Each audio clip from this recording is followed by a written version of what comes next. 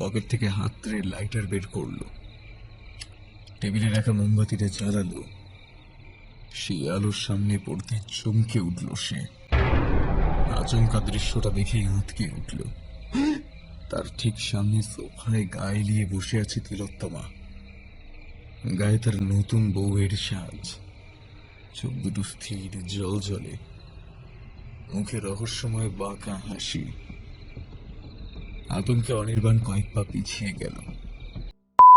প্রায় সদ্য বিবাহিত অনির্বাণ আর তিলোত্তমা কয়েক মাস হলো এই নতুন ঘরে এসেছে। এটি বেসরকারি কনস্ট্রাকশন কোম্পানির প্রজেক্ট ম্যানেজার হিসেবে জয়েন করেছে অনির্বাণ। অগত্যা শহুরে এই দম্পতিকে আসতেই হলো এই গণ্ডগ্রামে।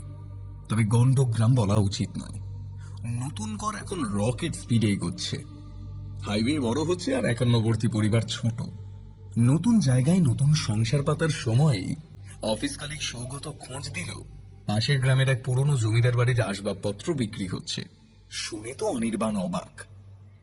হ্যাঁ, বলিস কি? জমিদার বাড়ি ফার্নিচার বিক্রি আছে? তোদের গ্রামে গঞ্জে এসবও হয় নাকি? আমাদের ওদিকে তো বাপের জন্ম এসব হয়েছে বলে শুনিনি কখনো। এটা কিন্তু বেশ একটা অভিনব ব্যাপার। হ্যাঁ, আরে দাদা, তুমি যতটা অবাক হচ্ছ না, আমিও ততটাই অবাক হয়েছিলাম। আমাদের ক্লাবের রাজু যখন বলল, আমিও ব্যাটাকে নিয়ে দারুণ মজা করেছি। কিন্তু তারপর শুনি ব্যাপারটা সত্যি। ওই পলাশপুর গ্রামের জমিদার বাড়ি নাকি প্রায় 300 বছরের পুরনো। তবে আর সে জমিদারির কোনো আভিজাত্যও নেই, গর্বও নেই। যারা ছিল তারা শুনলাম সবাই প্রবাসী, তাও আলেকালে ওই পুজো পার্বণে আসতো। তবে এইবার নাকি সেসবের পাঠ একেবারে চুকিয়ে ফেলবে। বাড়িটা তো প্রমোটার নিয়েই নিয়েছে। বাকি ওই পুরনো আসবাবপত্র যেসব ছিল সেগুলো কিছু বিলিয়ে দিয়েছে, আর কিছু বিক্রি করে তারা একেবারে মুক্তি পেতে চাইছে। দেখো দাদা, আমাদের সব ট্রান্সফারের জব, বেকার নতুন জিনিস কিনবে কেন? তাই ভাবলাম যদি তোমার... সে ঠিক আছে, কিন্তু সৌগত, এত পুরনো জমিদারি মালপত্র সেটা তোরা অ্যান্টিক শপে দিয়ে দিতে পারি, এবং সেখানে দিলে দামটাও বেশি পাবে। আরে ধুর, আমাদের দেশে খুঁজে দেখলে না প্রতিটা গ্রামে গ্রামে এরকম জমিদার বাড়ি আছে। তবে সবই এখন লুপ্ত হবার পথে। সবকটার মালপত্র যদি অ্যান্টিক দোকানগুলো কিনতে থাকে না, তাহলে তোমাদের কলকাতার রাস্তায় শুধু ওই অ্যান্টিকের দোকানই থেকে যাবে। আর ওসব দোকানের মালিকরা না খুব চালাক। ওরা জানে কোন জমিদারের মাল কিনলে বাজারে কাটতে পারবে, তাই সব জমিদারই মাল ওরা দোকান ঠাঁই দেয় না। মোদ্দা কথা হলো, এই জমিদার তার ফার্নিচার তোমার আমার মতো মধ্যবিত্ত বাঙালির জন্য দিতে প্রস্তুত। আরে যাও না, শনি রোববার করে একদিন বৌদিকে নিয়ে চলে যাও। ওই বাড়িতে একজন কেয়ারটেকার আছে, আমি ওর ফোন নাম্বারটা তোমাকে দিয়ে দিচ্ছি, ঘুরে এসো। সৌগত দারুণ কর্মঠ ছেলে, ওর ইনফরমেশন ভুল হবার কথা নয়। ওর বলা কথা মতো পরের শনিবার অনির্বাণ আর তিলোত্তমা গিয়ে পৌঁছল পলাশপুরের জমিদার বাড়ি। এই না হলো জমিদারি ব্যাপার। হ্যাঁ, কি গো, শুনছো? বসে দেখো একবার, সত্যি এই সোফাখানে না জম্পেশ হয়েছে কিন্তু একদম। হ্যাঁ, আর এরকম একটা রাজকীয় সোফা যদি আমাদের ড্রয়িং রুমে থাকে, বলি পুরো পাল্টে যাবে একদম। আর এখানে বসে না, এখানটাতে নিজেকে কেমন যেন একদম ওই সম্রাট শাহজাহানের মতো মনে হচ্ছে। আর তুমি আমার মমতাজ বেগম, কি বলো? হ্যাঁ, আমি আগেই জানতাম তুমি তাজমহল বানানোর জন্যই রেডি হচ্ছ।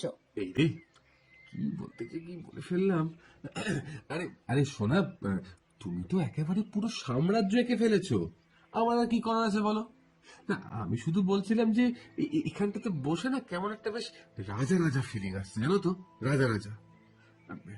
তবে যাই বলো, জিনিসগুলো কিন্তু একদম এক ক্লাস, কোনো কথা হবে না। কি বলে, হ্যাঁ, একেবারে জলের দরে ফলের রস। হ্যাঁ, তা ঠিকই, তবে তুমি আবার বেশি এক্সাইটেড হয়ে ওনার সামনে এসব বলে ফেলো না, তাহলে তোমাকে রিয়েল রাজা মনে করে না রাজকীয় দর হাঁকবে, বুঝলে? আচ্ছা, আমি একটু ওই ঘরটায় কি আছে দেখে আসি। হ্যাঁ, পাশের ঘরেও বেশ কিছু আসবাবপত্র রয়েছে, যেমন পুরনো দিনের টেবিল, চেয়ার, একটা বুক শেলফ, তার মধ্যে বেশ কিছু বই। বইয়ের প্রতি প্রেম তিলোত্তমার বরাবরেরই, তাই বুক শেলফটার দিকে সে এগিয়ে গেল। একটা বই বের করে নিয়ে নাড়াচাড়া করতে লাগলো। দেখেই বোঝা যাচ্ছে বইগুলো বেশ পুরনো, পরিচর্যার অভাবে পাতাগুলো হলুদ হয়ে গেছে, বেশ কিছু অংশ পোকায় কেটেছে।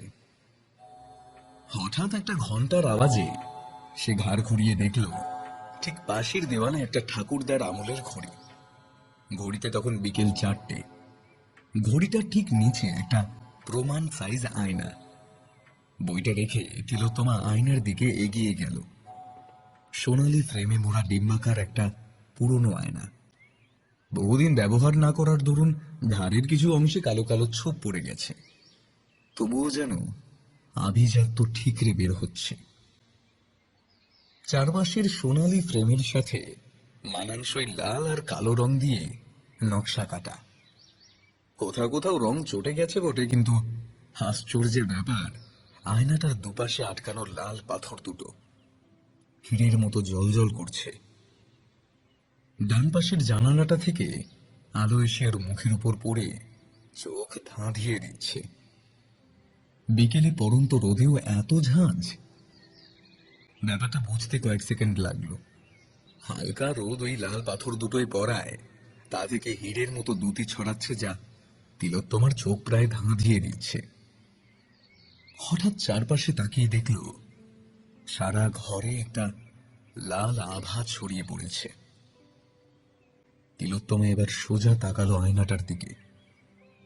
আয়নার চারিপাশে যতটা জৌলুস আছে তার অনেকটাই তার কাঁচে নেই। তবুও এরকম আয়নায় নিজেকে দেখতে খারাপ লাগছে না। এক মুহূর্ত কিছু একটা ভেবে সে বেরিয়ে এলো ঘরটা থেকে। শোনো না, ওই ঘরে না একটা দারুণ জিনিস দেখলাম, ওটা কিন্তু আমার চাই। আবার কি দেখলে? আরে আমি তো ওনাকে সব হিসেব সমস্ত বুঝিয়ে টাকা পয়সা সব দিয়ে এলাম। ঠিক আছে, এটাও করে দিও। কিন্তু জিনিসটা কি? আর এই যা নিয়েছি তাতেই তো আমাকে একটা গাড়ি ভাড়া করতে হবে। এরপর যদি আবার সেই জন্যই তো বলছি, একবার যখন গাড়ি ভাড়া করেছো তখন এটাও নিয়ে যাই। তুমি একবার দেখোই না, এ ঘরে এসো।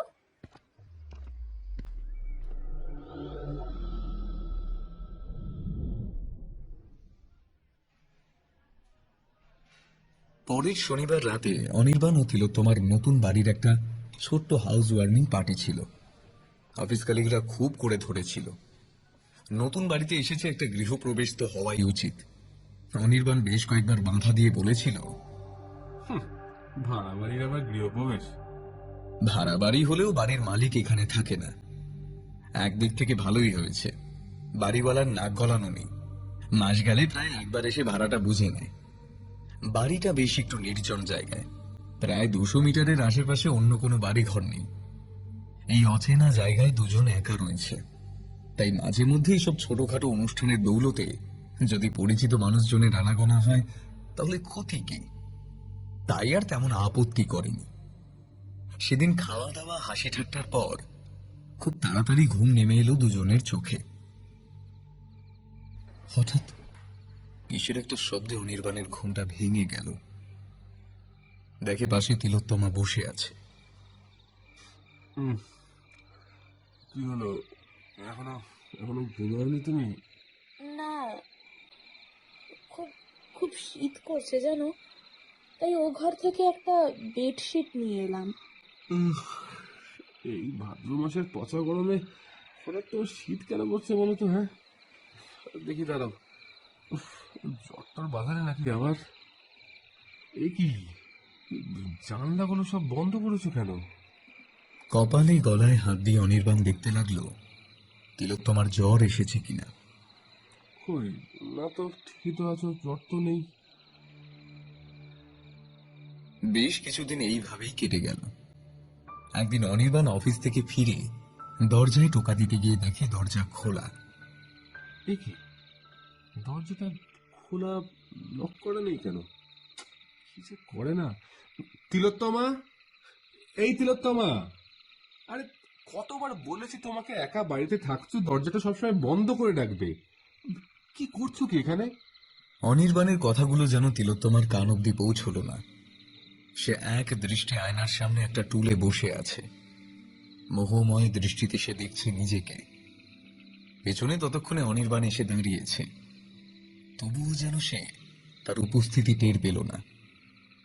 কাঁধে হাত দিয়ে হালকা চাপ দিয়ে অনির্বাণ বলল, এই, কি করছো এখানে তুমি? আর দরজাটা বন্ধ করনি কেন? এই তিলোত্তমা। ও, তুমি এসে গেছো? এতক্ষণে যেন তিলোত্তমার মোহভঙ্গ হলো। আচ্ছা, দাঁড়াও, আমি চা করে আনি। তিলোত্তমা রান্নাঘরের দিকে চলে গেল। তারপর থেকে যে কতবার এরকম হচ্ছে তার যেন আর হিসেব নেই। একদিন সকালে অনির্বাণ অফিস যাওয়ার জন্য রেডি হচ্ছে। কি গো? আরে, টিফিনটা রেডি হয়েছে? আজ আমার একটা ইম্পর্টেন্ট মিটিং আছে, কি যে করছে না। কি গো, এই তিলোত্তমা, শুনছো? কথাটা বলতে বলতে সে রান্নাঘরে গিয়ে দেখল তিলোত্তমা নেই। তাকে খুঁজতে যখন ঘরে ঢুকলো তখন দেখে তিলোত্তমা ঘরের জানলা খুলে কি যেন খুঁজছে। আরে, এখন তুমি ওইখানে দাঁড়িয়ে আছো? কি দেখছো কি ওদিকে? দেরি হয়ে যাচ্ছে আমার। কে যেন ডাকছিল যেন, তারপর না, তারপর ঠক ঠক করে আওয়াজও করলো। আর আর কি বিশ্রী পচা গন্ধ! কি গন্ধ? কই, আমি তো কোনো গন্ধ পাচ্ছি না। আর কেউ এলে তো বাইরে থেকে ডাকবে। বাইরের দরজাটা খটখট করে প্রথমে, আর জানলা দিয়ে আসবে কেন? আর তুমি ওখানে কি করছো বলো তো? তুমি এদিকে এসো, ওদিকটা আমাদের বাগান।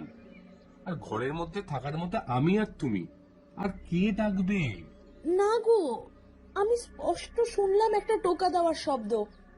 তারপর মনে হলো কেউ যেন আমার নাম ধরে ডাকলো। একদম ঠিক, তোমার নাম ধরেই ডাকছিল, তোমাকেই ডাকছিল, সেটা অন্য কেউ নয়, তোমার হাজবেন্ড। আমি ডাকছিলাম। প্লিজ লক্ষ্মীটি, এবার চলো, টিফিনটা রেডি করে দাও, দেরি হয়ে যাচ্ছে। হ্যাঁ, এই তো, দাঁড়াও, আমি এক্ষুনি নিয়ে আসছি। তিলোত্তমা হন্তদন্ত হয়ে রান্নাঘরে ঢুকে গেল। তোমার তো সব সময় তারা।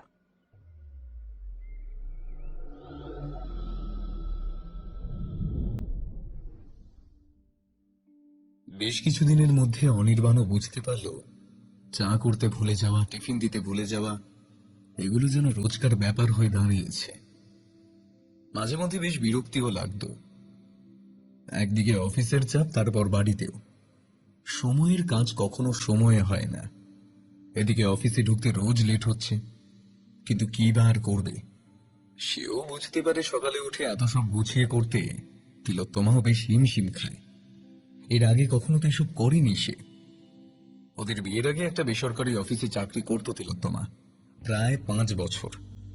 তাই হয়তো হঠাৎ করে ঘরের কাজ সামলে উঠতে একটু অসুবিধা হচ্ছে। এসব কথা ভেবেই কখনো কিচ্ছু বলে না ওকে। তবে এই হঠাৎ হঠাৎ আনমনা হয়ে যাওয়ায় বেশ খটকা লাগে মাঝে মধ্যে। একদিন ব্যাপারটা আরো গুরুতর হয়ে উঠল। রাত তখন প্রায় 2:30। হঠাৎ যেন কিসের একটা শব্দে অনির্বাণের ঘুম ভেঙে গেল। পাশে তিলোত্তমা নেই। ভাবলো হয়তো ও বাথরুমে গেছে, আর সেই আওয়াজেই ঘুমটা ভেঙে গেছে। পাশ ফিরে শুয়ে পড়তে যাচ্ছিল, হঠাৎ আধো অন্ধকারে দেখে তিলোত্তমা আয়নার সামনে বসে আছে। বিছানা থেকে নেমে এসে এগিয়ে গেল ওদিকে। কি গো, রাত দুপুরে আয়নাতে কি দেখছো? তিলোত্তমা কোনো সাড়া দিল না। এখনো এক দৃষ্টি আয়নার দিকে তাকিয়ে আছে, যেন সে অন্য কোনো জগতে রয়েছে। কাঁধে হালকা একটু হাতের চাপ দিতেই যেন ও আবার ফিরে এলো। এই তিলোত্তমা, এই, কি করছো এখানে এত রাতে? তিলোত্তমা চমকে উঠল। কয়েক মুহূর্ত অনির্বাণের দিকে এমন করে তাকিয়ে রইল যেন অচেনা কাউকে চেনার চেষ্টা করছে। তারপর স্বাভাবিক হয়ে বলল, এমনি একটু দেখছিলাম। এ কি, তো তুমি সিঁদুরের টিপ পরেছো? সুন্দর দেখাচ্ছে না আমাকে? আহা, তোমাকে তো সবসময় এমনিই সুন্দর লাগে, কিন্তু কিন্তু তুমি এই রাত দুপুরে উঠে টিপ পড়তে গেলে কেন বলো তো? এই, চলো চলো, এসব ছাড়ো, শুয়ে পড়ি, অনেক রাত হলো। সেদিন রাতে অনির্বাণের ঘুম হলো না। তিলোত্তমা রাতে ঘুম থেকে উঠে আয়নার সামনে বসে টিপ পড়ছে। তিলোত্তমা ওকে প্রথম এবং শেষবারের মতো তাদের বিয়ের দিনই সাজতে দেখেছে অনির্বাণ। সাজগোজ পোশাক আশাকের সাথে অদ্ভুত রকম একটা বিকর্ষণ আছে ওর। সেইখানেই সে অন্য সবার চেয়ে আলাদা। ওর এই সাদামাটা ব্যাপারটাই অনির্বাণকে সবচেয়ে বেশি আকর্ষণ করে। সকালবেলা ঘুম থেকে উঠতে একটু দেরি হলো। তিলোত্তমা ততক্ষণে উঠে রান্নাঘরে তার কাজ শুরু করে দিয়েছে।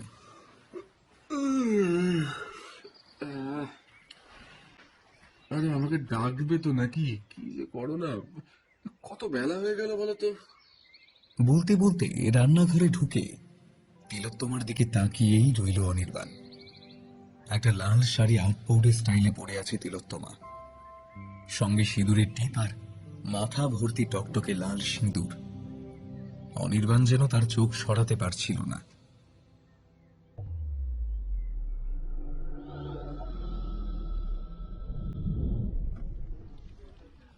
অনির্বাণদা, তুমি না একটু বেশি ভেবে ফেলছো। দেখো, বৌদি বাড়িতে একা একা থাকে, তাই একটু সাজগোজ করে নিজেকে বিজি রাখছে। আরে সেটা ঠিক আছে, সেটা কোনো ব্যাপার না। তা বলে যেমন কখনো সাজেনি তেমনি করে সেজে বসে থাকবে? আর সাজতে ইচ্ছা করলে বড় জোর একটু লিপস্টিক লাগাবে, বা একটু কাজল পরবে, শাড়ি পরবে বড় জোর। কিন্তু ওরকম মা ঠাকুমার মতো সেজে থাকতে কার ইচ্ছা হয় বলতো? এখানেই তো ভুল করলে। স্ত্রিয়া চরিত্রম দেবা না জানান্তি কুতো মনুষ্যা। কিন্তু আর আর কিন্তু কিন্তু করো না তো। বৌদিকে একটু বেশি সময় দাও, বুঝলি? নতুন বিয়ে করেছো, এই ওভারটাইম গুলো এখন কিছুদিন বন্ধ রাখো তো। আর নেক্সট উইকে গেট টুগেদারে বৌদিকে নিয়ে এসো, সবার সঙ্গে আলাপ পরিচয় হবে, দেখবে ভালো লাগবে। গেট টুগেদার ওটা নেক্সট উইকে না? এটা চলছে না, এসবের মাঝে মাথা থেকে একদম বেরিয়ে গেছে। আরো করো এসব ভুলভাল চিন্তা, আসল কথাই মনে থাকবে না। ইদানিং অনির্বাণের মধ্যে অনেক প্রশ্ন জন্মেছে। সৌগতর কথায় কিছুটা আশ্বস্ত হলেও মন কিছুতেই শান্ত হচ্ছে না। সে যেন তিলোত্তমাকে চিনতে পারছে না। ওদের 5 বছরের প্রেম, তারপর বিয়ে। এতগুলো বছরে তিলোত্তমাকে সে কোনোদিনই এইভাবে দেখেনি। বরং সাজগোজের প্রতি তিলোত্তমার বড়ই অনীহা।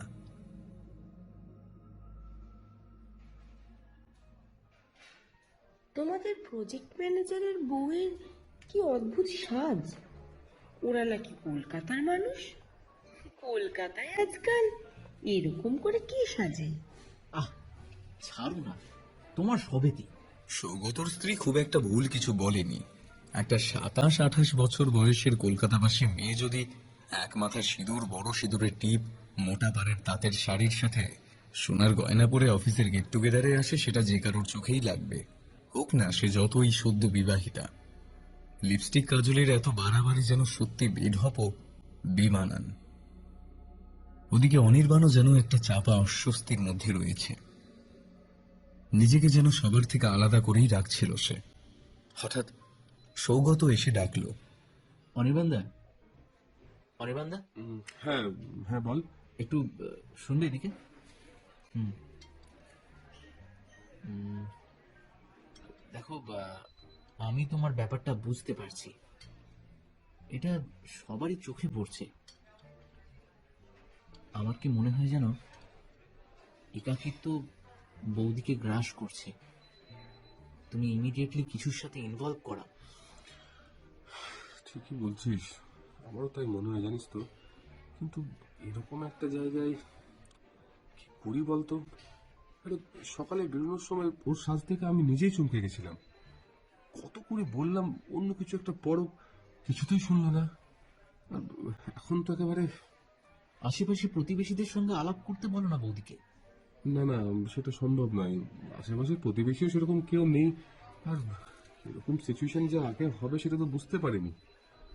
একটু নিরিবিলিতে দুজনে একা থাকবো, এই ভাবনা চিন্তায় তো বাড়িটা ভাড়া নিলাম। কিন্তু এখন তো দেখছি একেবারে হিতে বিপরীত হয়ে গেল। বৌদি সারাদিন ঘরে থাকে, আগে একটা চাকরি করতো, কিছু তো একটা নিয়ে থাকতে হবে ওনাকে। মানুষজন নেই যে কথা বলবে। এই অনির্বাণদা, একটা কাজের লোক রাখতে পারো তো, ঘরের কাজও হয়ে যাবে আর বৌদি কথা বলার মতো একজন সঙ্গীও পাবে। তা আমি কি কাউকে দেখবো? সত্যি কথা বলতে গেলে আমি এই মুহূর্তে সত্যি কিছু ভাবতে পারছি না। দেখ, তোর যা ভালো মনে হয় কর ভাই। দিন কয়েকের মধ্যে সৌগত একটা কাজের মহিলার খোঁজ দিল। এই গ্রামেরই মেয়ে। অনির্বাণ জানে না এরপরে আদৌ সব ঠিক হবে কিনা, কারণ সারাদিনের অফিসের পর যখন বাড়ি ফিরে সে তার চেনা মানুষটাকে খুঁজে পায় না, তখন ভিতর থেকে সেও কেমন একা হয়ে যেতে থাকে। কাজের মেয়েটি আসার পর বেশ কয়েকদিন ভালোই কাটলো। অফিস থেকে ফিরেও তিলোত্তমাকে বেশ হাসি খুশি লাগছিল। অনির্বাণের বেশ লাগছিল যে সবকিছু ঠিকঠাক হয়ে যাচ্ছে, সে ফিরে পাচ্ছে তার পুরনো তিলোত্তমাকে। কিন্তু ভাগ্য সহায় নয়। একদিন হঠাৎ সে অফিস থেকে ফিরে দেখে সোফাতে তিলোত্তমা বসে। ওকে দেখা মাত্র বলে উঠল, মেয়েটা, ওই ওই মেয়েটা পাগল, ওর মাথা খারাপ। ও ও বলে কিনা আমি পাগল। কি সাহস! আরে তুমি এত উত্তেজিত কেন হচ্ছ? তুমি শান্ত হও, তুমি শান্ত হয়ে বসো, বসে আমাকে বলো কি হয়েছে ব্যাপারটা। তিলোত্তমা আর কিছুই বলল না। রাগে ফুঁসতে ফুঁসতে নিজের ঘরে চলে গেল। সেদিনের ঘটনার সদুত্তর তিলোত্তমা অনির্বাণকে দেয়নি। তারপর একদিন রাতে অনির্বাণ গভীর ঘুমে আচ্ছন্ন। হঠাৎ একটা শব্দে ঘুম ভেঙে গেল। ঘাড় ঘুরিয়ে দেখে তিলোত্তমা বিছানায় নেই। সে ধরপড় করে উঠে আলো জ্বালাতেই দেখে লোডশেডিং। সে মোবাইলের ফ্ল্যাশ লাইট জেলে ঘরের চারিদিকে খুঁজতে লাগলো, কিন্তু কোথাও তাকে খুঁজে পেল না। কি মনে হতে সদর দরজার দিকে চোখ যেতে সে থমকে গেল। দরজা খোলা। অনির্বাণ তাড়াতাড়ি বাড়ি থেকে বেরিয়ে আসে। চারিদিক নিস্তব্ধ। সারা গ্রামকে যেন অন্ধকার গ্রাস করেছে। ঝিঝি পোকার ডাক ছাড়া আর কোনো শব্দ নেই। সে বেশ কয়েকবার তিলোত্তমাকে ডাকলো। তিলোত্তমা, তিলোত্তমা, তিলোত্তমা। তিলোত্তমাকে কোথাও দেখতে না পেয়ে অনির্বাণ বাড়ির উঠোনে যখন নামলো, হঠাৎ বাঁদিক থেকে একটা পায়ের শব্দ শুনতে পেল। কয়েক সেকেন্ড অপেক্ষা করে সে ওইদিকে ফিরে তাকালো। একজন দাঁড়িয়ে আছে। ধীরে ধীরে ফ্ল্যাশ লাইটের আলো তার দিকে ফেলতেই দেখে তিলোত্তমা। সে দৌড়ে যায়। কি ব্যাপার, তুমি এত রাতে বাইরে কেন গেছিলে? আর আমি তোমাকে কতবার ডাকছিলাম বলো তো, তুমি কি শুনতে পাওনি নাকি? তিলোত্তমা কিছুক্ষণ ভ্যাল ভ্যাল করে অনির্বাণের দিকে চেয়ে রইল। তারপর বলল, আওয়াজ। হ্যাঁ, আওয়াজ? কিসের আওয়াজ? ওই জানলার পেছনে যেন কেউ টোকা মারছিল। কি যাতা বলছো তুমি? হ্যাঁ, এত রাতে কে জানলা এসে টোকা মারবে বলো তো এখন? তুমি আমায় ডাকলে না কেন? না, মানে আমি ঠিক থাক, হয়েছে। আমি এখন আর কিছু শুনতে চাইছি না। তুমি তুমি ঘরে চলো, ঘরে চলো এখন। সেদিন রাতেও অনির্বাণ দু চোখ এক করতে পারল না। সারা রাত তিলোত্তমার পাশে বসে রইল। কাল সকালে গিয়ে একবার বাড়ির পেছনে দেখে আসবে সে, কি আছে সেখানে। বারবার কিসের এই শব্দ। ভোর হতেই সে দেখে তিলোত্তমা বিছানায় শুয়ে আছে। সে ধীরে ধীরে নেমে দরজা খুলে বাড়ির পেছনে এলো, যেখান থেকে বারবার তিলোত্তমার শব্দ শুনতে পায়। সেইখানে এসে সে ভালো করে দেখতে লাগলো। বাড়ির পিছনের এই জায়গাটা একটু জঙ্গল মতো, চারিদিকে আগাছা ভর্তি। সেইভাবে পরিষ্কার করা হয় না। পাঁচিল ঘেরা বাড়িটার ঠিক পেছনে একটা বড় পুকুর আছে। জানলাটা ভালো করে দেখল সে, না, সেরকম কিছুই তার চোখে পড়ল না।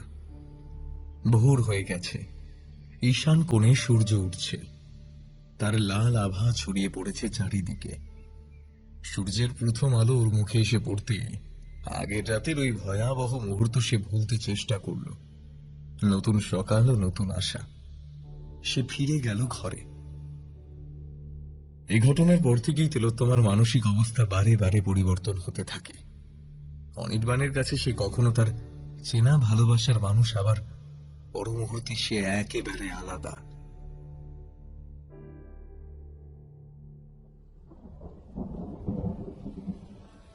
নিম্নচাপের দরুন 4 দিন যাবৎ খুব বৃষ্টি হচ্ছে। প্রকৃতির এই এক অদ্ভুত ক্ষমতা হঠাৎ করে ভ্যাপসা গরম থেকে কিভাবে পরিবেশ ঠান্ডা করে দেয়। সারাদিন অফিসের পরে অনির্বাণ যখন বাড়ি ফেরে তখন যেন তার মনটা ভারী হয়ে যায়। সে বুঝতে পারে না সে আজ কোন তিলোত্তমাকে দেখবে। একদিন অফিস থেকে ফিরে দেখে সেই আগের মতোই দরজা খোলা। সে ঢুকে যখন তিলোত্তমাকে ডাকতে লাগলো, আচমকা তিলোত্তমা ওর পিছনে এসে দাঁড়ায়। আধপুর বউয়ের সাথে মাথায় ঘোমটা দিয়ে তার দিকে তাকিয়ে আছে সে, মুখে অদ্ভুত এক হাসি। অনির্বাণ ভাষা হারিয়ে ফেলেছিল। তিলোত্তমা শুধু একটাই কথা বলেছিল, কি গো, আমায় কেমন লাগছে? অনির্বাণ কি বলবে কি করবে কিছুই বুঝতে পারেনি। শুধু এটুকু বুঝেছিল এটা স্বাভাবিক নয়। রাত তখন প্রায় 12টা। গ্রিল ঘেরা বারান্দার সামনে দাঁড়িয়ে আছে অনির্বাণ। সন্ধ্যা থেকে লোডশেডিং।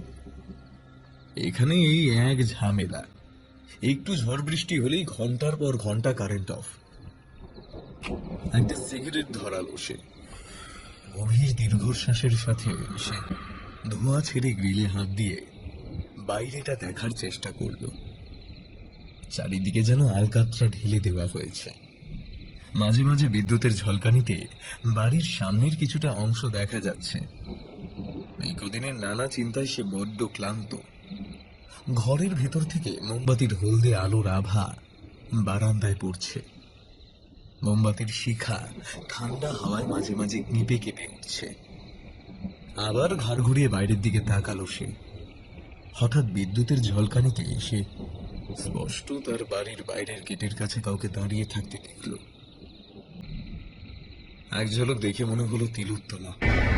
সে আটকে উঠে পিছন ফিরে তিলোত্তমা বলে রাখতে যাবে, তখনই দেখে তার পেছনে তিলোত্তমা এসে দাঁড়িয়েছে। কি ব্যাপার, এখনো ঘুমাওনি? ও ও তুমি? অনির্বাণ ভয়ে ঘেমে গেছে। সেই তিলোত্তমাকে দেখে কিছুটা স্বস্তি পেল। বলল, তুমি চলো, আমি আসছি। তিলোত্তমা ঘরে ফিরে যাওয়ার সময় ডাইনিং টেবিলে থাকা বোতল থেকে জল খেল। অনির্বাণ স্থিরভাবে তাকিয়ে রইল। তিলোত্তমার ছায়া পড়েছে দেওয়ালে। ভালো করে দেখতেই সে থমকে গেল। মোমবাতির আলোয় সে দেখতে পেল তিলোত্তমার ছায়া একটা নয়, দুটো। তিলোত্তমা ঘরে ফিরে যাচ্ছে। সে নিজের চোখটা ভালো করে মুছে নিল। অত্যাধিক চিন্তায় বোধহয় ভুলভাল দেখছে। সারাদিনের এই চিন্তা থেকে সে নিজেকে মুক্ত করতে চায়।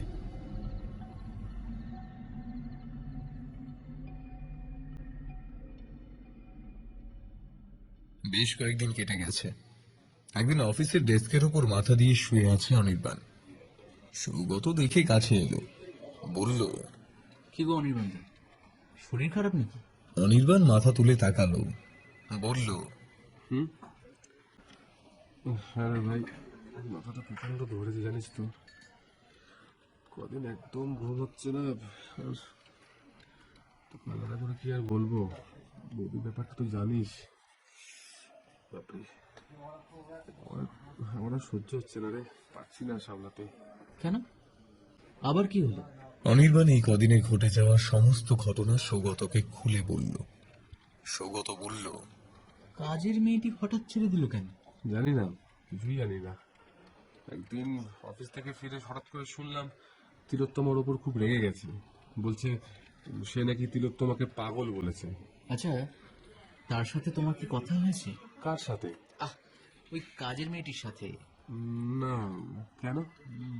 সেখানেই তো উত্তর, কেন সে তাকে পাগল বলল।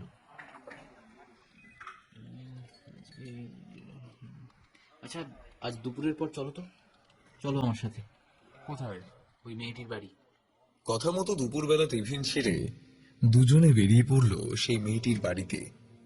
বেশ কয়েকটা ধান খেয়ে তালপথ পেরিয়ে গ্রামের বেশ ভেতরে একটি জায়গায় তার দেখা পেল। সৌগত মেয়েটিকে ডেকে জিজ্ঞাসা করলো, তুমি সাহেবের বাড়ি কাজ ছেড়ে দিলে কেন? না মানে কি যে বলি, আসলে বৌদিমণির মাথার ব্যায়ামও আছে। কেন? কি করেছে তোমার? আমায় আর কি করবে, বাবু যাওয়ার পরে যখন আমি বাড়িতে কাজে যেতাম, মাঝে মাঝে তাকে আয়নার সামনে বসে কথা বলতে দেখতাম।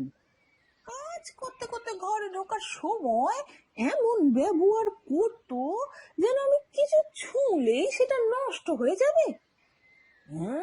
একদিন মনে আছে আমার, আমি রোজকার মতো ঘর পরিষ্কার করছি, একটা কাপড় দিয়ে ঘরের খাট বিছানা মুছতে মুছতে যখন ওনার আয়নার সামনে গেছি সেটা পরিষ্কার করতে, কি বলবো বাবু, আয়নায় হাত দিয়েছি কি দিইনি, হঠাৎ কোথা থেকে বৌদিমণি এসে যা নয় তাই বললে, যেন কি মহা মূল্যবান কিছুতে আমি হাত দিয়ে নষ্ট করে ফেললুম।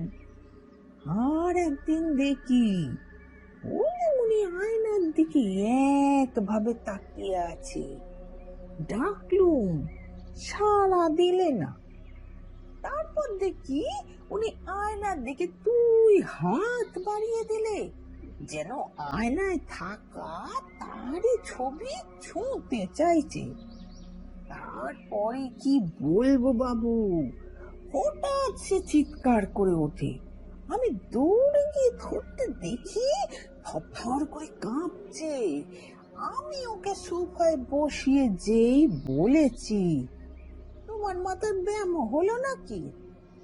ও মা, কি হলো জানি না, বৌদিমণি রেগে গিয়ে যা নয় তাই বলে আমায় তাইড়ে দিলেন। তবে বাবু ছোট মুখে বড় কথা হবে, তবু একটা কথা বলবো। কি কথা? বাবু, বৌদিমণি ঠিক নেই। সেদিন এক ঝলক দেখি মনে হয়েছিল এ বৌদিমণি নয়, আমার মনে হয় ওনাকে দানয় পেয়েছে। কি যাতা বলছো এসব? ঠিকই বলছি বাবু, বৌদিমণি নিজের মতো থাকলেও মাঝে মাঝে উনি একা থাকেন না। আমি কদিন কাজ করে বুঝেছি ওনার সাথে যেন আরো কেউ আছে। বাড়ির ভিতর যতবার আমি কাজ করতে গেছি, বৌদিমণির কাছে গেলেই শরীরটা ভারী হয়ে যেত। আচ্ছা আচ্ছা, ঠিক আছে ঠিক আছে ঠিক আছে, যাও তুমি যাও। এই অনির্বাণ, চল, এখানে সময় নষ্ট করে লাভ নেই, চলো। ওরা ফিরে এলো। সৌগত এসবে বিশ্বাস করলো না। অনির্বাণকে শুধু বললো এরপরে বাড়াবাড়ি হলে যেন কোনো ভালো সাইকিয়াট্রিস্ট দেখায়। সেদিনের পর থেকে অনির্বাণ যেন মানসিকভাবে খুব ক্লান্ত হতে শুরু করলো। সৌগতর শেষ বলা কথাটা ওকে রাত দিন ভাবাচ্ছে। ওর বলা কথা মতো তিলোত্তমাকে সাইকিয়াট্রিস্টও দেখানোর চেষ্টা করেছে, কিন্তু সাইকিয়াট্রিস্ট তো দূরস্থ। তিলোত্তমা এই বাড়িটা থেকে বেরোতেই চায় না। এইভাবেই কদিন কেটেছে জানা নেই তার। তারপর একদিন হঠাৎ, রাত তখন কটা জানে না অনির্বাণ, কিসের একটা শব্দে ঘুমটা ভেঙে গেল। চোরের ছন শব্দ হচ্ছে। ধরফর করে উঠে বসে ডান দিকে তাকাতেই দেখল তিলোত্তমা আয়নার সামনে বসে আছে। এটা তার কাছে নতুন নয়, বিগত 3 মাস তার কাছে এটাই স্বাভাবিক হয়ে গেছে। কিন্তু আজ সে তিলোত্তমাকে দেখল অন্য রূপে। নীল লাইট ল্যাম্পে সে দেখতে পেল তিলোত্তমা তার বিয়ের লাল বেনারসিটা পরেছে, গা ভর্তি গয়না, হাতে চুড়ি, নাকে নথ, এক মাথা সিঁদুর পরে একেবারে নতুন বউয়ের মতো সেজেছে সে। আয়নায় সে নিজেকে মোহিত হয়ে দেখছে, কখনো বা খিলখিলিয়ে হাসছে। চারিদিকে এক টানা ঝিঝির ডাক, চুরির শব্দ আর নারী কণ্ঠের চাপা হাসির আওয়াজে অনির্বাণের হৃদকম্প বেড়ে গেল। এই প্রথমবার তিলোত্তমার এই সাজ তার মনে আতঙ্কের সৃষ্টি করল। সে আর নিজেকে ঠিক রাখতে পারল না। এক লাফে সে বিছানা থেকে নেমে তিলোত্তমার পাশে এসে দাঁড়ালো। এই কি করছো কি তুমি? হ্যাঁ, তুমি কি একেবারে পাগল হয়ে গেছো নাকি? একেবারে পাগল হয়ে গেছো? হ্যাঁ, রাত বিরেতে কি সব শুরু করেছো এসব? আরে, নিজে তো পাগল হয়েছো, এবার আমাকেও পাগল করে দেবে তুমি একেবারে। তিলোত্তমা নির্বিকার। অনির্বাণের উপস্থিতি সে যেন অনুভবই করছে না। আয়নায় তার নিজের প্রতিবিম্ব ছাড়া পৃথিবীর সবকিছুই যেন তার কাছে মূল্যহীন। অনির্বাণ তার কাঁধ ধরে একটা ঝাঁকুনি দিল। তিলোত্তমা! তিলোত্তমা ঘাড় ঘুরিয়ে অনির্বাণের দিকে ভাবলেশহীন দৃষ্টিতে তাকালো। ঠিক সেই সময় একটা শব্দ, ঠিক যেমনটা তিলোত্তমা বলতো। তিলোত্তমার কথা অনুযায়ী শব্দটা কিন্তু জানলা থেকে আসছে না, আসছে আয়নার ভেতর থেকে। মুহূর্তে তার শির দ্বারা বেয়ে একটা ঠান্ডা স্রোত বয়ে গেল। ধীরে ধীরে আয়নার দিকে তাকিয়ে যা দেখলো তাতে সে ছিটকে পড়ল।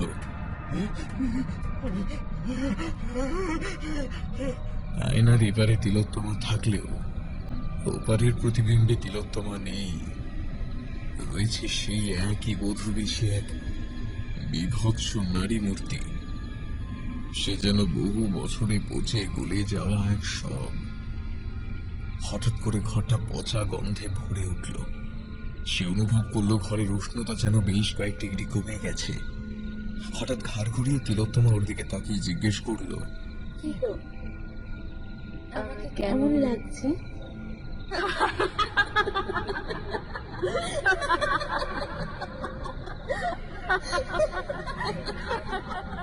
তারপর একটা অট্ট হাসিতে ঘরটা ভরে উঠল। আর কিছু মনে নেই অনির্বাণের।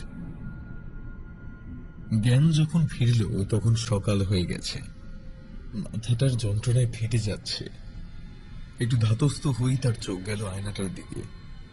সঙ্গে সঙ্গে গতকাল রাত্রের ঘটনা তার চোখের সামনে ফুটে উঠল। সে ছিটকে ঘর থেকে বেরিয়ে এলো। মিনিট খানিক পর নিজেকে সামলে ঘরে উকি দিতেই দেখল তিলোত্তমা বিছানায় শুয়ে আছে গতকাল রাতের সেই পোশাকে। সে কি করবে জানে না। তার মাথায় শুধু একটাই চিন্তা, এই পরিস্থিতি থেকে বেরোতে হবে, আর তিলোত্তমাকেও বের করতে হবে। সৌগতর কথা মাথায় এলো। মুহূর্তে বাড়ির গেটে তালা লাগিয়ে সে চলল সৌগতর বাড়ির উদ্দেশ্যে।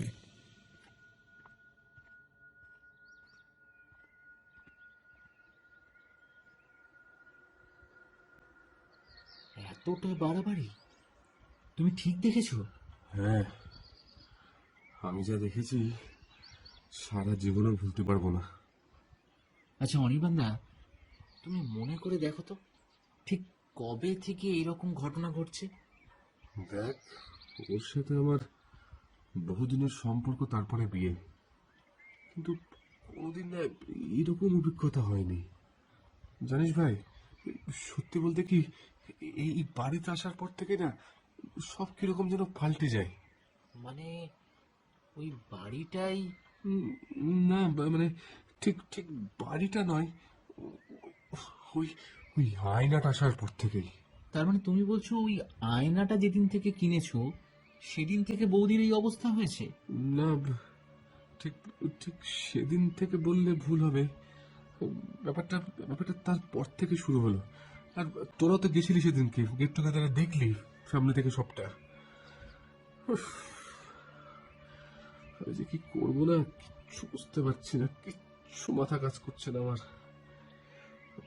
আমার তো এখন ওর সামনে যেতেই ভয় লাগছে। হুম, আমার কি মনে হয় যেন যেখান থেকে ওটা কিনেছো আমাদের সেখানে একবার যাওয়া উচিত। কথা মতো সেই পুরনো জমিদার বাড়িতে গিয়ে তারা দেখল চারিদিকে কনস্ট্রাকশনের কাজ শুরু হয়ে গেছে। বাড়ির একদিকটা ভেঙেও ফেলা হয়েছে। এটুকু জানতে পারলো যে এ বাড়ির কেয়ারটেকার এই গ্রামেরই বাসিন্দা, কাছেই থাকে। তারা সেখানে পৌঁছলো। এই যে বাবু, আপনাদের চা। তো আপনারা এই বাড়ি সম্বন্ধে কি জানতে চাইছিলেন?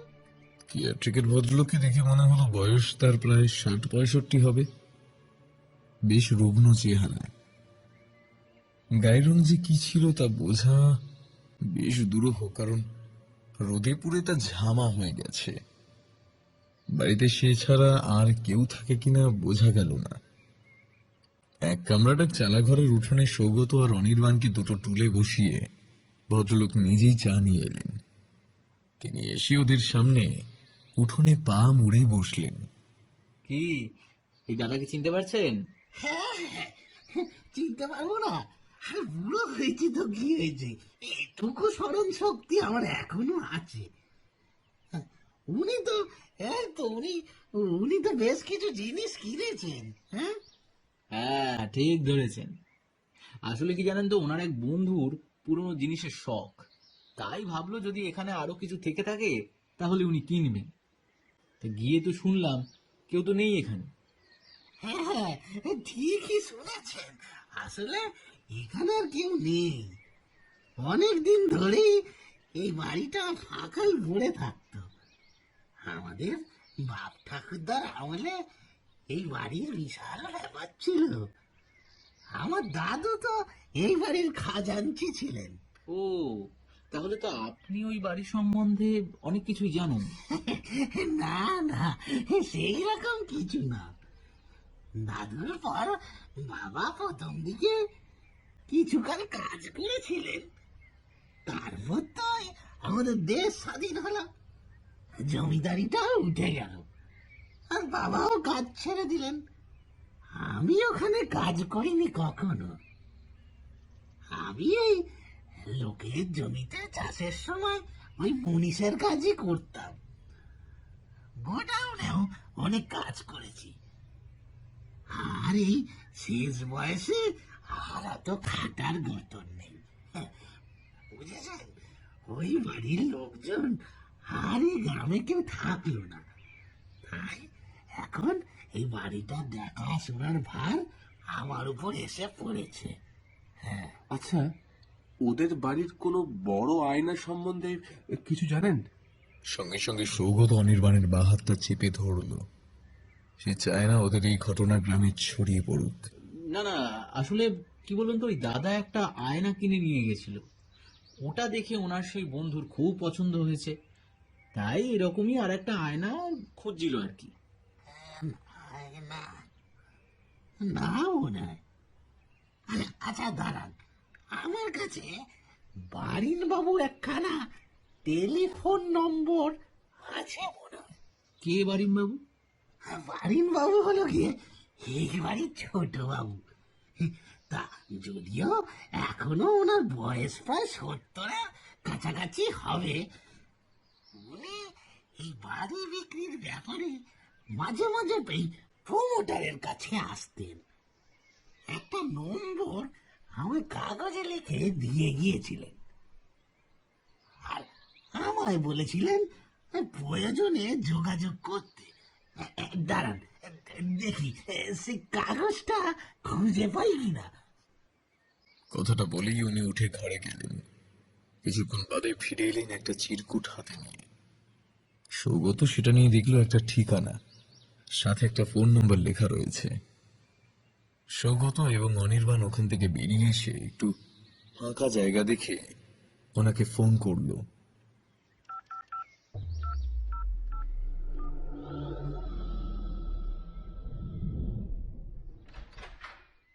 কাকে চান? আহ, বলছি, বারিন বাবু আছেন? ওনার সাথে আজ আমাদের দেখা করার কথা ছিল। আসুন আসুন। কথাটা বলেই লোকটি ওদের দুজনকে বসার ঘরে নিয়ে এলো। ঘরের ভেতর এক নজর ফেললেই বোঝা যায় যে তা বেশ আভিজাত্যে ভরা। সেই জন্যই বোধহয় খুব সহজেই পৈতৃক সম্পত্তির মালিকানা ত্যাগ করতে পারছেন ভদ্রলোক। ও, আপনারা এসে গেছেন। দাঁড়িয়ে কেন, বসুন। প্রায় বছর 70-এর ভদ্রলোক ঘরে প্রবেশ করলেন। গায়ের রং বেশ ফর্সা, উচ্চতায় মাঝারি। কাউকে 2 কাপ চায়ের কথা বলে সোফায় এসে বসলেন। তারপর বললেন, হ্যাঁ, বলুন, কি ব্যাপার? আপনাদের মধ্যে কে ফোন করেছিলেন? নমস্কার, আমি আমি অনির্বাণ অনির্বাণ দে। আমি আপনাকে ফোন করেছিলাম, আর এই আমার কলিগ সৌগত। আচ্ছা, বেশ, বলুন কি প্রয়োজন। আজ ফোন করে এলেন বলে কাল হলে আমায় আর পেতেন না। আমি আপনার বেশি সময় নেব না, আমি একেবারে আসল কথায় যাই। আমি আসলে কাজের সূত্রে নতুন ঘরে আছি, সস্ত্রীক রয়েছি তাই বেশ কিছু আসবাবপত্রের প্রয়োজন হয়ে পড়েছিল। তাই আমি আপনাদের গ্রামের বাড়ি থেকে বেশ কিছু আসবাবপত্র কিনেছিলাম, আর তার মধ্যে একটা আয়না ছিল। আয়না? হ্যাঁ, আয়না। ওটা ঘরে আনার পর থেকেই আমাদের জীবন একেবারে তছনছ হয়ে গেছে। জীবন তছনছ হয়ে গেছে? আমি ঠিক বুঝতে পারছি না আপনার কথা। অনির্বাণ তার আর তিলোত্তমার সাথে ঘটে যাওয়ার সমস্ত কিছু ওনাকে জানালো। বেশ কিছুক্ষণ সব চুপ, শুধু ঘড়ির টিকটিক শব্দ কানে আসছে। বারিংবাবু বললেন, হুম, তাহলে আমি যা শুনেছিলাম সেটা সত্যি? কি সত্যি? আপনি কি শুনেছিলেন? না, মানে আমি নিজেও আপনার কাছে কথাগুলো শুনে ভেবে পাচ্ছি না যে এও হতে পারে। কি ব্যাপার আমাদের একটু খুলে বলুন প্লিজ। দেখুন, সত্যি বলতে আপনার কথা শুনে আমার ঠাকুমার কথা মনে পড়ে গেল। ওনার মুখে শোনা। আমি তখন খুব ছোট। আমাদের বাড়ির উত্তরের একটি ঘর সব সময় বন্ধ থাকতো, সেটা কেউ খুলতো না, এমনকি কেউ ওদিকটা যেত না। আমি ছোটবেলায় সেখানে একবার খেলতে খেলতে চলে যাই। তার জন্য বাবার কাছে খুব বকুনিও খেয়েছিলাম। পরে ঠাকুমার কাছে শুনেছিলাম ওই ঘর ছিল ওনার ছোট দেওরের। দেওর তার ফুলশয্যার দিন সকালে সাপের কামড়ে মারা যান। সেই দিনেই লাল বেনারসি সরে গিয়ে নতুন বউয়ের গায়ে ওঠে সাদা ধান।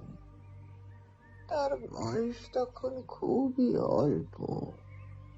রাতারাতি তার সংসার করার স্বপ্ন মুছে যায়। তখনকার হাজারো নিয়মের মাঝে দিন রাত পিষতে থাকে সে। শুনেছি রাত্রিবেলায় যখন সবাই ঘুমিয়ে পড়ত, তখন উনি ওনার বিয়ের শাড়ি গয়না লুকিয়ে লুকিয়ে পরতেন, একদম নতুন বউয়ের মতো সাজতেন। জীবনের না পাওয়া ইচ্ছেটাকে তিনি এইভাবেই পূরণ করতে চাইতেন। একদিন বাড়ির কেউ একজন ওই অবস্থায় তাকে দেখে ফেলে। ওনাকে সর্বসমক্ষে খুব অপমান করা হয় এবং ওই ঘরে বন্দি করা হয়। সেই অপমান সহ্য করতে না পেরে ওই ঘরে গলায় দড়ি দিয়ে তিনি আত্মহত্যা করেন। পরে ওই ঘরটা ব্যবহার করা হলেও সবাই ওখানে থাকতে ভয় পেত। একবার আমার কাকিমা বিয়ের পরে ওই ঘরের আয়নায় কিছু একটা দেখে ভয় পান। রাতে কিছু শব্দ পেতেন, কেউ যেন খটখট করে কোথাও আওয়াজ করছে। উনি বলতেন আয়না থেকে নাকি শব্দ আসে। সে আমার জ্যাঠা মশাই ওনাদের ওই ঘর থেকে বের করে গুনিন ডেকে এনে ঘর বন্ধ করে দেন। তারপর ওই ঘর বা তার কোনো আসবাবপত্র কেউ কখনো ব্যবহার করেনি। যদিও এটা আমাদের ছেলেবেলার শোনা গল্প, তাই পরে সেভাবে কেউ আর গুরুত্ব দেয়নি। তাছাড়া এখন আর সেখানে আমাদের কারোরই যাতায়াত নেই। ছেলে মেয়েরাও বেশিরভাগই দেশের বাইরে। তাই আমরা সকলে ঠিক করি বাড়িটা বেচে দেব। তাই করা হয়েছে। কিন্তু আমি এই ভেবে অবাক হচ্ছি, এত বছর পুরনো সেই ঘটনার পুনরাবৃত্তি হচ্ছে। একটানা এই কথাগুলো বলে বাড়িনবাবু থামলেন। সৌগত বলল, আপনারা এর কিছু ব্যবস্থা করেননি? বা এটার শেষ কি? দেখুন, সত্যি বলতে আমি নিজে চোখে কিছু দেখিনি। সবটাই ঠাকুমার কাছে শোনা। সেদিনের ওই ঘটনার পরে ওই ঘর বন্ধ করে দেওয়া হয়। কাউকে ওই ঘরের ধারে কাছে আসতে দেওয়া হতো না, স্পেশালি নতুন বউদের। ওই ঘটনার পরে নাকি ওই বাড়িতে বিয়ে হতো না। আমাদের কলকাতার বাড়ি থেকেই যাবতীয় অনুষ্ঠান করা হতো। আপনারা ওই আয়নাটাকে নষ্ট করতে চাননি? আসলে ওটা ভাঙার থেকে ওর থেকে দূরে থাকাটাই আমরা ভালো ভেবেছিলাম। ঠাকুরমা বলতেন নতুন বউয়ের ঝুলন্ত ছায়া ওই আয়নায় নাকি বন্দি হয়ে রয়েছে। তাকে মুক্ত করা উচিত নয়। কথাগুলো শুনে অনির্বাণ এবং সৌগত এই বাড়ি থেকে যখন বের হলো তখন প্রায় 5টা বাজতে চলেছে। অনির্বাণের অবস্থা সত্যি চোখে দেখা যাচ্ছে না। গত রাত থেকে তার উপর দিয়ে যা চলছে তা বলার নয়। চিন্তায় চিন্তায় চোখের তলায় কালি পড়ে গেছে। সৌগত বলল, কি করবে এবার? জানি না রে, জানি না কি করবো এবার। করবো কিছু বুঝতেও পারছি না। জানিস, আমার না সব থেকে বেশি কষ্ট হচ্ছে তিলোত্তমার জন্য। আর আমার যদি এই হাল হয়, ও বেচারি কতটা কষ্ট পাচ্ছে বলতো। সত্যিই তাই। এই যুগে এরকম একটা ঘটনা জাস্ট সত্যি মানা যাচ্ছে না। আচ্ছা, আমি কি কোনো ওঝা গুনিনের খোঁজ করব?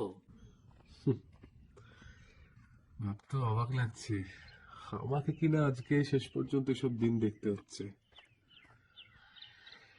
দেখ কি করিস।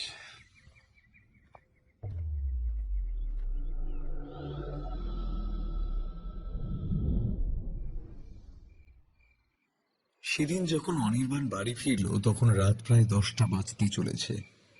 অন্যান্য দিনের মতো আজকেও গ্রামটা নিঝুমপুরির মতো হয়ে রয়েছে।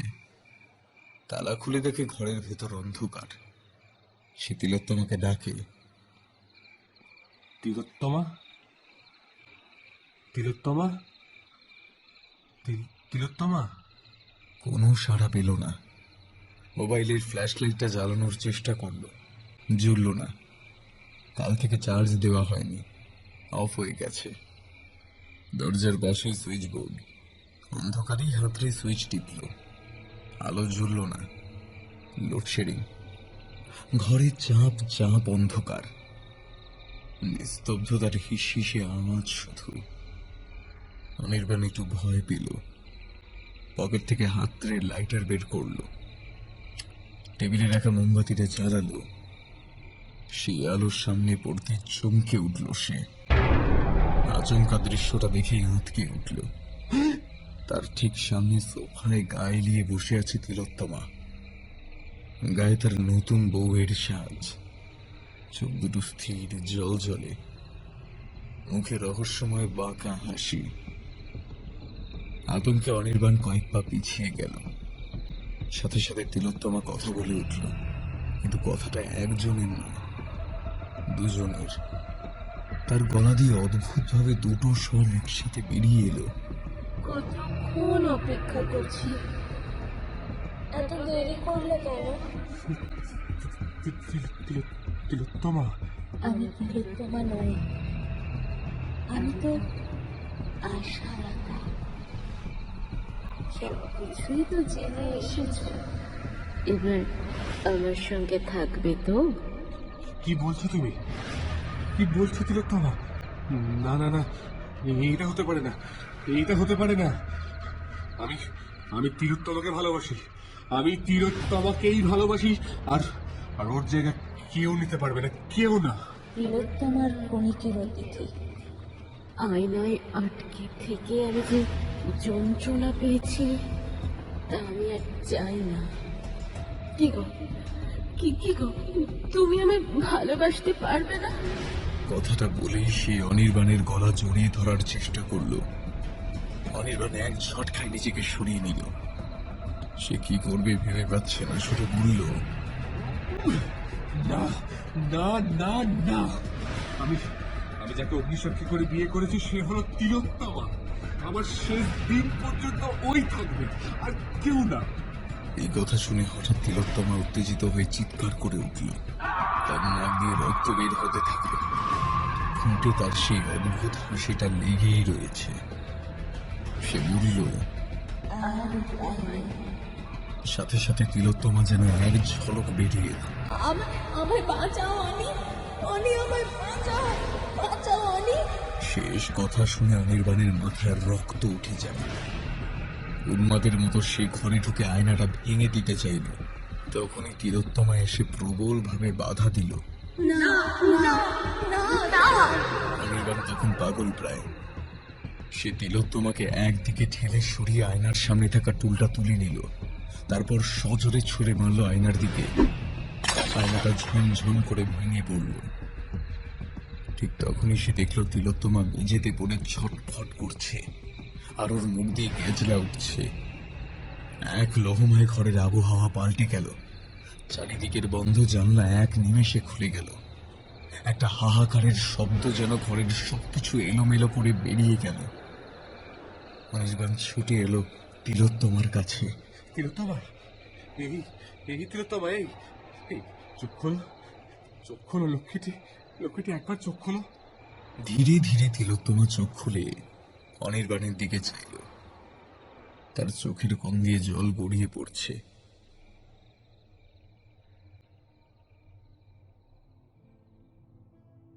সেদিনের পরে কয়েক সপ্তাহ কেটে গেছে। ওই বাড়িতে আর ওরা থাকে না।